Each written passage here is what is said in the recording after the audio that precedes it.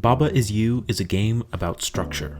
Well, all games, especially puzzle games, are about structure, but Baba Is You is about messing with that structure, kind of informing why it exists in the process. I'll be sticking mostly to the intro puzzle stages in the first part of this video in case I convince you to get the game and you don't want potential solutions given away. The game's introductory puzzle is pretty simple, existing only to teach you how to move and I suppose teach you some of the most basic rules. Stop meaning you can't pass through, push meaning you can move the object, and win meaning it's your goal. But even here, there's a ton of opportunity for experimentation. You can create Baba Is Win, which gives you instant victory, make rock or wall into win, make wall, push, turn wall into rock if you want, and a ton of other options. You can even make yourself into rock or wall. The game is teaching you the basic controls, yes, but it's also perfectly demonstrating its central conceit, that the rules themselves are the puzzles, not the limitations the puzzles are designed around. Take a look at any other puzzle game. Let's take The Swapper, for instance. You have a limit to how many times you can copy yourself, the lights determine whether you can copy or take over within certain areas, and you die if you fall from a certain height. Those are the rules, and all puzzles are built around those rules. With Baba Is You, the puzzles are themselves the rules, at least partially. It's a game that's revealing the nature that builds the puzzle rooms and asking you to manipulate the rules directly instead of building additional layers of complications on top of them. This also creates another great side effect of replayability. A lot of puzzle games have certain puzzles with multiple solutions, so there is some degree of replayability in them, but Baba Is You is on a level of its own in this regard. So many different rules and elements to mess with to create huge frenzy of choices and different ways to solve puzzles. It's also just really fun and refreshing, though sometimes maddening, to be presented with such openness. This is a box filled with blocks that I can put in so many different patterns. I could bang my head against a wall for an hour, convinced that I'm doing the right thing and only need to figure out the specifics, only to eventually learn I was completely off and going in the wrong direction entirely. Later in the game, when rules like float and melt are introduced, there's often so much going on that you can veer off in the wrong direction, convinced you're right, and maybe you almost are, considering the amount of solutions a lot of the puzzles have, only to suddenly be hit with the revelation of a totally different path. So if you can't tell, I really like the game, and strongly recommend it, but that's not the really interesting thing here. The real appeal here, for me, isn't just the replayability or the really inventive puzzle design. It's that the design and the central conceit of the game acts as almost a self-reflective commentary on the nature of structure in games and the constraints of open design. Some later level spoilers from this part forward. Like I said at the very beginning, all games are about structure. All interactivity relies on structure in some form, and quote-unquote structureless level design is still structure designed to appear open. Video game worlds are brimming with edges that can't be crossed, a limitation in size and depth. I complained about the illusion of realism and open structure in the world of Red Dead Redemption 2, and Baba Is You is as if a game laid bare those constraints to you, made them an obvious fixture of the overworld. It's a game about messing with structure, but the structure therefore still has to be present to be messed with in the first place, and it can't all be changed, otherwise you wouldn't really be playing a puzzle game. For example, you can change the character you play as, but you can never not be playing as someone. That would be game over.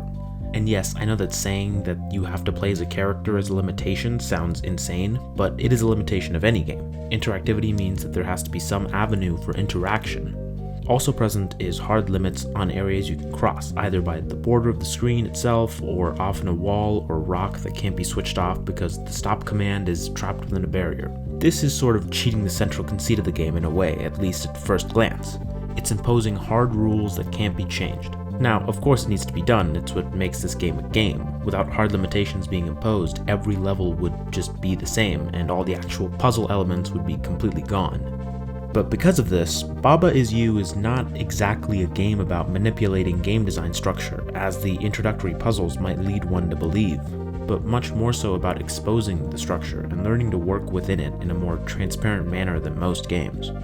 The rules you can change are limited to the tools you're given, and you have to work within the rules you can't change to finish the puzzle. It's not a game about tearing down structure and messing with every rule, it's one about learning to appreciate rules and understanding how to work within the constraints you're given.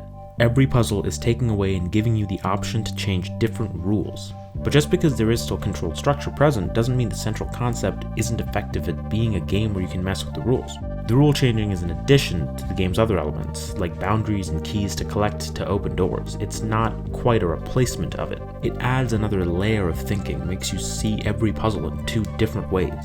In the sense of normal puzzle game, trying to see the best way to navigate deadly water or seeing how you can move around to get that flat. But also in the sense of a room full of rules, trying to see which rules can be changed and what that does to the overall puzzle structure. These two perceptions combine to make the backbone of the game, a game where even if the rule changing is limited, the shift in rules often actually creates the puzzle, instead of just solving it on its own. As a result, Baba Is You can often feel like 3 or 4 different games, sometimes at once. It's a block mover, a game where you're figuring out the exact way to move a certain rule so it interacts with another in the way that you want. Sometimes it's like a jigsaw, understanding the exact order of the pieces being worked with in a way that lets you share the is and the and of the rules, while other times it's like a pseudo-platformer, navigating and understanding what's deadly and what's harmless. The rule idea also allows for taking rules and turning them into different game mechanics. The game doesn't technically have a timer, for example, but it can set a moving object to mess with the Baba Is You rule, which acts as a timer and forces you to interrupt it in some way. By laying its structure bare in this way and making hard limitations combined with editable rules, it makes a game that can be played in fundamentally different ways and that can create various different elements of common gameplay design out of its rule central element.